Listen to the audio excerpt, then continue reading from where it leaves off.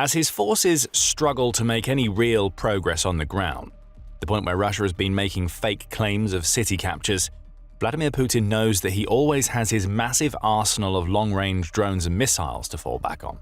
Scores of long-range drones fired by Russia into Ukraine have been doing enormous damage, and Putin can keep up those attacks for as long as supplies allow. Ukraine knows this as well as Putin, and it's doing something about it. Ukraine just scored a direct hit against Putin's war machine that has broken the backbone of Russia's drone-based strategy. Worst of all for Putin, that strike was just the beginning of a series of attacks that left Russia burning. On January 13th, the Kyiv Independent reported that Ukraine's Security Service, or SBU, had confirmed the completion of a strike that hit right at the heart of Russia's drone production. That strike took place in Taganrog, which is in the Rostov Oblast, overnight, and it caused a massive blaze in addition to a series of loud explosions that suggest that Ukraine's drones may well have struck gold by taking out munitions along with the Taganrog facility's means of drone production. The SBU released its own statement delivering the key information about the strike.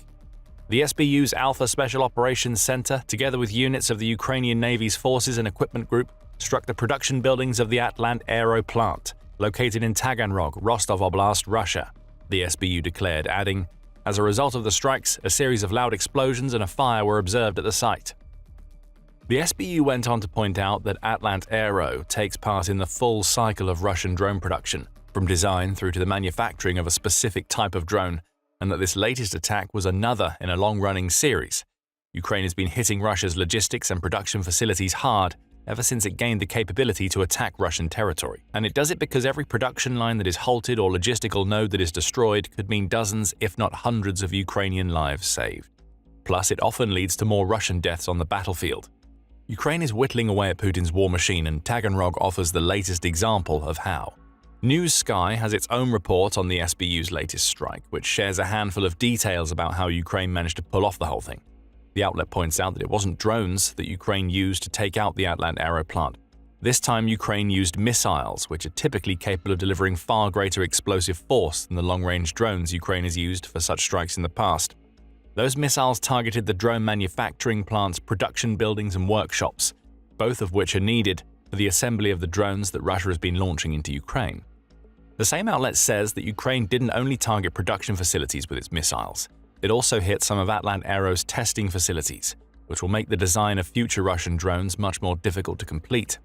Plus, Ukraine hit workshops responsible for building electronic warfare or EW system elements, which is more important than it might seem. When Russia isn't able to build EW systems, it loses out on an air defense strategy that makes up for its more tangible defense's collective failure to stop long-range strikes. EW can send drones and missiles off course, but that won't happen when those systems aren't being built. Perhaps Atlant Aero even made EW systems for itself. If that's the case, look for a double tap on this particular plant in the near future. Ukraine will want to take advantage of Atlant Aero's lack of EW systems while it can. As for why Ukraine will want to hit the plant again, we've already touched on one of the reasons. Atlant Aero is a full-cycle drone production plant, meaning that it has facilities that enable Russia to take drones from basic concept to production. Specifically, News Sky says that the plant manufactures components that are used in Russia's Orion drones, along with components required for some Russian first-person view or FPV drones, as well as the previously mentioned EW systems. However, far and away, the Atlant Aero plant's most important function is the production of Russia's long-range Molniya drones. One of the earliest additions to Russia's long-range drone arsenal, these drones are notable because they're cheap, effective, and very easy to produce as long as Russia has a working facility. Trap Aggressor published a general profile on this particular drone, as well as an upgrade that Russia has in the works in October 2025. It revealed that all that Russia needs to build these drones is plywood, styrofoam, and some components that it's able to buy from China. Simplicity, then, is the drone's big advantage, along with its affordability. The end result of Atlant Aero putting all of these parts together is a strange, wooden drone that looks more like a DIY project than it does a legitimate weapon, but looks can be deceiving. Since 2023, Russia has been mass-producing this weapon and using it in attacks against frontline cities like Kharkiv. Molniya isn't the most impressive drone. It's usually used to attack Ukrainian rear zones up to 40 kilometers or about 24.8 miles away, though it has been known to travel further. And the payload of between 3 and 5 kilograms or 6.6 and 11 pounds is far from the most impressive delivered by Russia's long and medium-range weapons. That's assuming that Russia doesn't pack its cheap drone with TM-62 mines that double the original version's maximum firepower. But what the Molniya offers is cost-effective production combined with the sort of adaptability that would make Ukraine proud. At the time of Trap Aggressor's report, Russia had supposedly developed a mother drone version of Molniya that was capable of deploying FPV drones to a location. Those drones would then detach from mount units built onto the Molniya, at which point they could fly further than the Molniya is able to conduct attacks deeper into Ukraine's territory. Trap Aggressor says that Russian media is already reporting that one Molniya managed to travel 60 kilometers, or about 37 miles, into Ukraine before unleashing FPV drones and conducting a strike itself. There has also been talk of implementing artificial intelligence into the drone, though that seems to amount to the installation of a video tracker that may or may not have true AI capabilities. Still, this is a drone that Ukraine wants to take out of the skies. It also happens to be a drone that has inspired Ukraine's own manufacturers. As United 24 media reported in August, a rare example of Ukraine copying a Russian innovation has taken place. Ukraine has taken to building its own Molniya drones, though the Ukrainian clone comes with a few twists. Named the Bliskavka, the Ukrainian version of Russia's drone maintains the same basic design and layout, United 24 media says. It also has a similar range and payload. However, Ukraine has managed to drive the cost per drone down to approximately $857, and it's configured the drone for remote and autonomous operation, along with tweaking it so it can carry different types of munitions. It's the Molniya, but better. And that brings us back to what the SBU did on the night of January 13th. Taganrog's Atlant Aero plant appears to be the main production facility for Russia's version of this drone, which makes it a natural target for Ukraine. There's nothing that Ukraine can do about Russia getting its hands on the cheap parts needed to make the Molniya, and it also can't do anything about that drone costing Russia practically nothing in military spending terms to build. But what it can do is take away facilities, take away workshops, strip Russia of the tools that it needs to build the Molniya. A nail is useless without the hammer that knocks it into the wall, and Ukraine's goal on January 3rd was to take Russia's Molniya hammer away. Ukraine was extremely successful. In its report on the SBU's strike, the Kyiv Post highlighted that there is plenty of evidence that suggests Ukraine scored a direct hit on Atlant Aero beyond the statement that the SBU has shared. Much of that evidence comes from Russian Telegram channels, which are reporting that Ukraine's attack started at about 5 a.m. Kyiv time, and that it indeed led to the fires and explosions that the SBU claims. Russia's Xelenova Plus Telegram channel has also been busy posting photographs and footage that appear to have been taken by Russian people at the scene of the strike. One 7-second video shows a building in the Atlant Aero facility being completely consumed by flames.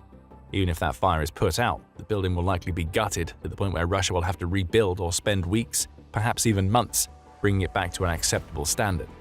It's unknown if that building is one of Atlant Aero's production facilities. If it is, that might mean that dozens, maybe even hundreds of Molniya drones that would have been built and sent into Ukraine aren't going to be made anymore. That alone makes the SBU's strike worth Ukraine's effort. In a separate Telegram post, Xelenova Plus shares a photo of the massive plume of smoke emanating from the Atlant Aero factory. It also says, "The plant is now one of the key components of Russia's military-industrial complex. It also produces components for combat drones, control systems, and electronic warfare systems. Yet more reason for Ukraine to go after it, as every destroyed cog leads to Russia's military machine operating more sluggishly." New Sky also reports on the scale of the damage that Ukraine's missiles managed to cause on January 13th.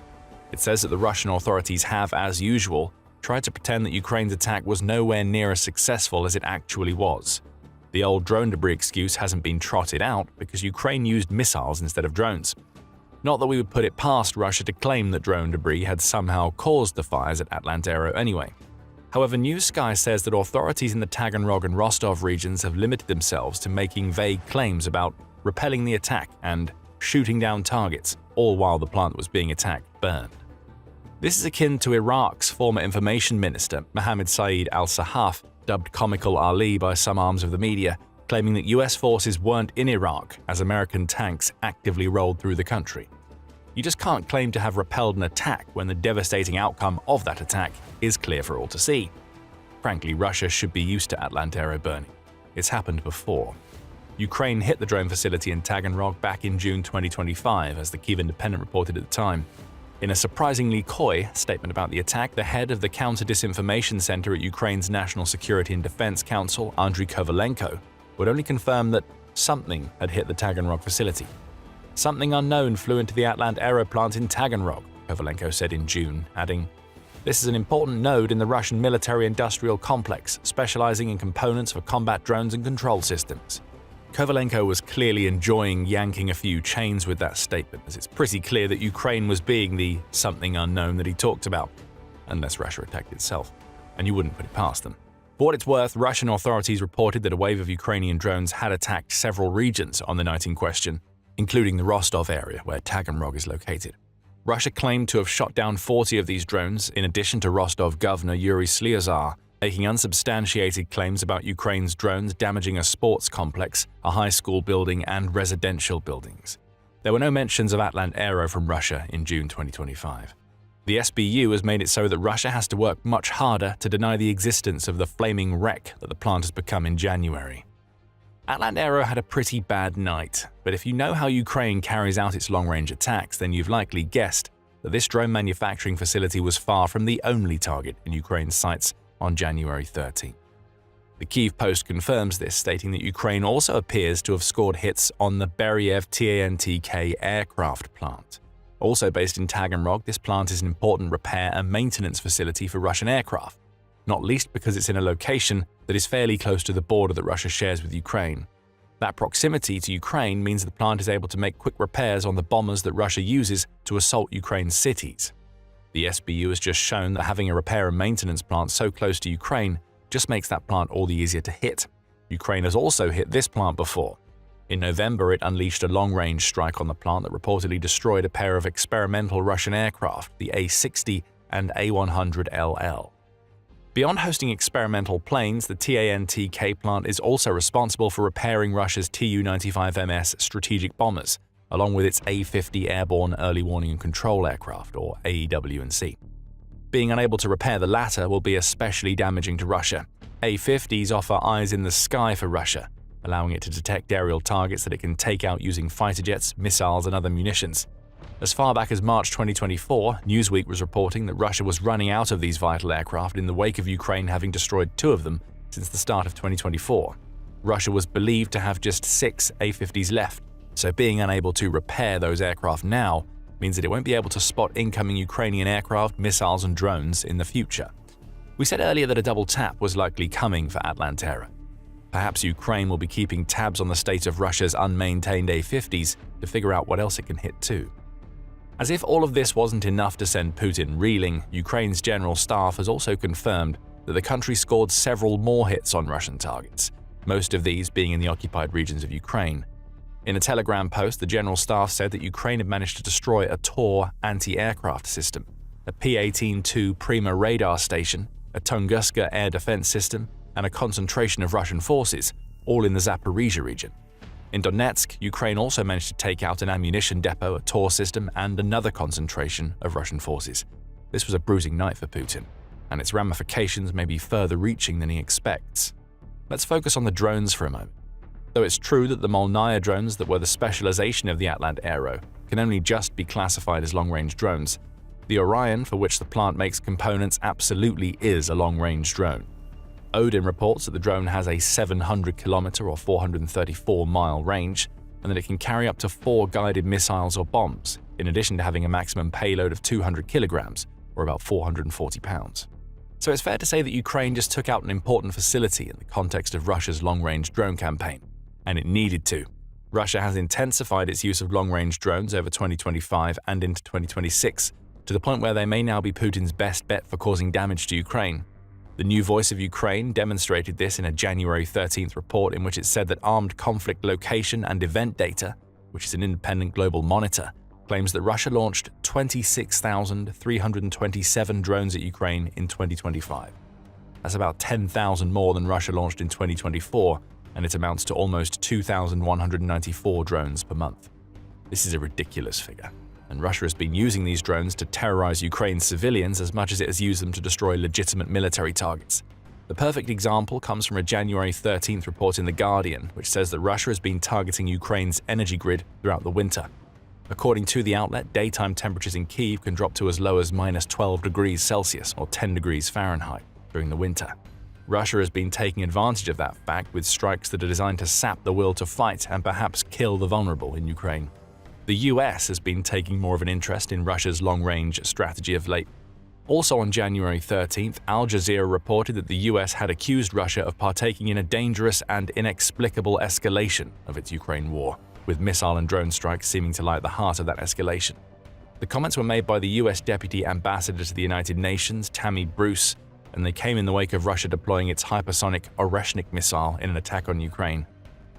At a moment of tremendous potential, due only to President Trump's unparalleled commitment to peace around the world, both sides should be seeking ways to de-escalate, Bruce also said. Perhaps President Trump is worried about Putin happily using a nuclear-capable missile against Ukraine. Ukraine will be worried too, though it's the sheer number of drones that Russia has been utilizing that will concern it even more due to the damage they cause over time. Taking out a facility that builds those drones, and especially one that is close enough to Ukraine to enable Russia to quickly build and transport those drones to where they need to be, is a major win, as is Ukraine's use of missiles to do the job. Usually we're reporting on Ukraine using long-range drones when we tell you that the country has completed yet another deep strike against a Russian oil or military facility. This time is different, as the SBU has deployed missiles. We don't know what those missiles are, though New Sky claims that the General Staff of Ukraine has specified that they were Ukrainian-made. But the fact that they're being used at all indicates that Ukraine is growing ever more confident in its stockpiles of long-range damage dealers. Perhaps Ukraine used its modernized Neptune-class missiles, which are certainly capable of reaching Taganrog. Maybe used the homegrown ballistic missiles that Ukrainian President Volodymyr Zelensky claimed that his country had deployed for the first time, as the Warzone reported on December 10th. It might be another missile entirely. The fact that Ukraine now has so many options is what will terrify Putin. We mentioned in the introduction to this video that the missile strike on Atlant Aero was the beginning of a series that rocked Russia on January 13th. But it's much bigger than that. Ukraine's use of its domestically produced missiles means that this strike is just the beginning of a new chapter of the war. A chapter that Putin had hoped would never be written.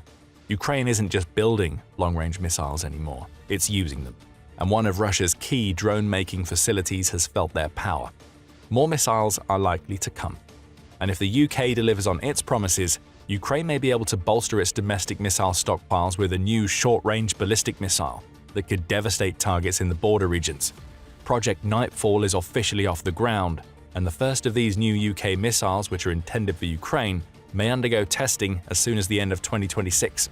Find out more about Project Nightfall and our video. And if you enjoyed this video, remember to subscribe to The Military Show for more updates on Ukraine's latest successful strikes on Russian territory. And thank you as always for watching.